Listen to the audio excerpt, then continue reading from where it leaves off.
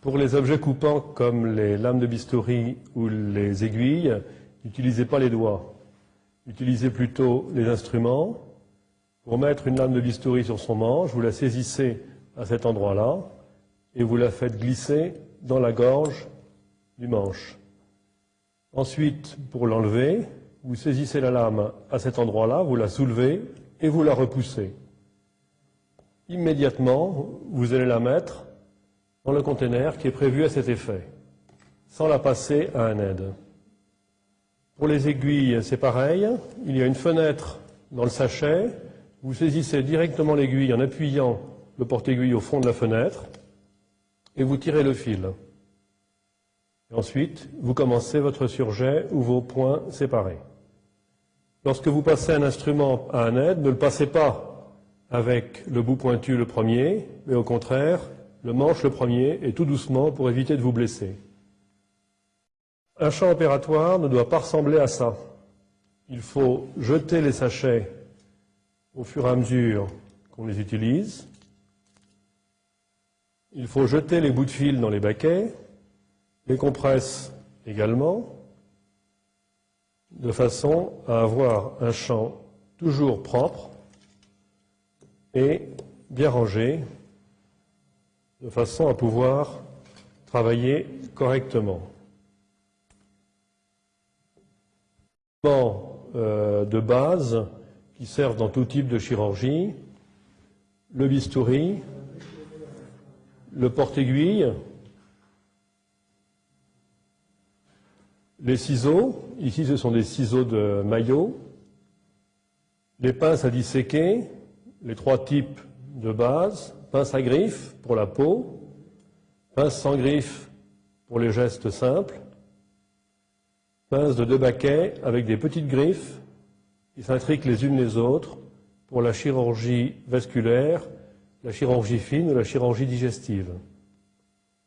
Les pinces hémostatiques, ici une pince de Christophe. Il y en a de toute longueur et de toute forme. Voilà, lorsqu'on travaille, il faut éviter d'opérer à main levée, les bras pendants, parce qu'on manque de précision, on se fatigue et cela peut générer un tremblement au bout de quelques temps. Il faut chercher à s'appuyer, à avoir des appuis, soit par le bras, soit par le bord cubital de la main, soit par un 5e doigt tendu, de façon à être posé, reposé, et avoir de la précision et travailler sans trembler. Le bistouri se tient comme un couteau de table entre le pouce et l'index, pas comme un poignard. Pour faire une grande incision rectiligne, on va utiliser ce bistouri à grande lame et on va bien tenir le plan que l'on va inciser. L'aide va nous aider pour cette tension et on va l'appliquer à plat et on va tirer le bistouri pour faire une incision bien rectiligne. En fin d'incision, on va redresser la lame du bistouri et travailler avec la pointe pour que l'extrémité de l'incision ait un bord bien net.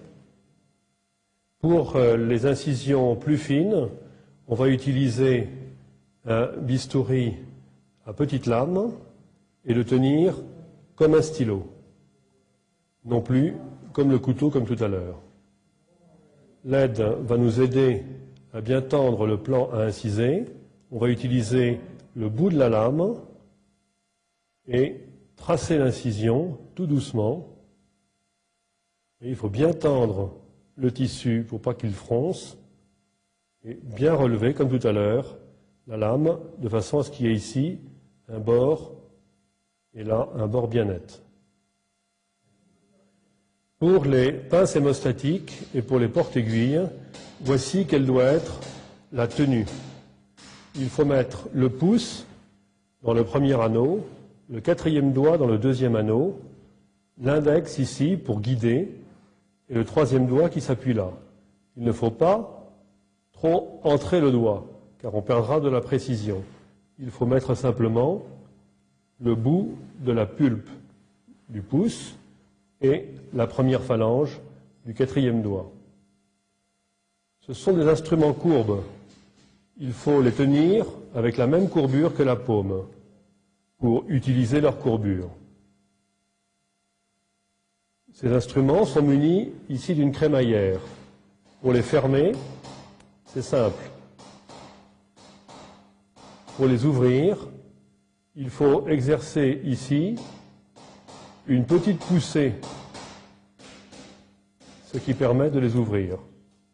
On peut aussi accentuer la fermeture et il s'ouvre tout seul. Hop. Lorsqu'on tient l'instrument de la main gauche, il faut, pour l'ouvrir, exercer une poussée avec le quatrième doigt, alors que le pouce et l'index maintiennent bien l'instrument. Et ainsi, la pince s'ouvre toute seule.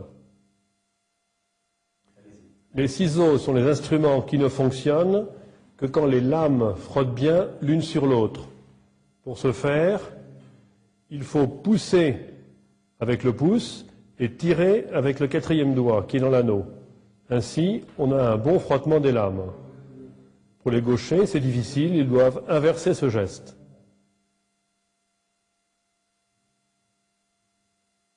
Pour couper les fils, il faut utiliser les ciseaux, mais pas à main levée. Il faut poser les ciseaux sur l'index de la main gauche. Les ciseaux sont tenus comme la pince tout à l'heure, la pulpe du pouce dans un anneau, le quatrième doigt dans l'autre anneau, et l'index qui vient guider l'instrument. L'aide doit bien orienter le fil, de façon à ce que l'on puisse venir ici, couper de façon précise avec la pointe des ciseaux, en mesurant bien la distance entre l'extrémité du nœud et l'endroit où on va couper, quelques millimètres plus haut. Les pinces à disséquer se tiennent entre le pouce et l'index, avec l'appui du troisième doigt, un peu comme des baguettes dans les restaurants chinois. Il faut éviter de les tenir comme ceci. On doit utiliser l'extrémité de la pince pour prendre un objet, car c'est l'extrémité de la pince qui va se fermer, et non pas la partie qui est située plus haut.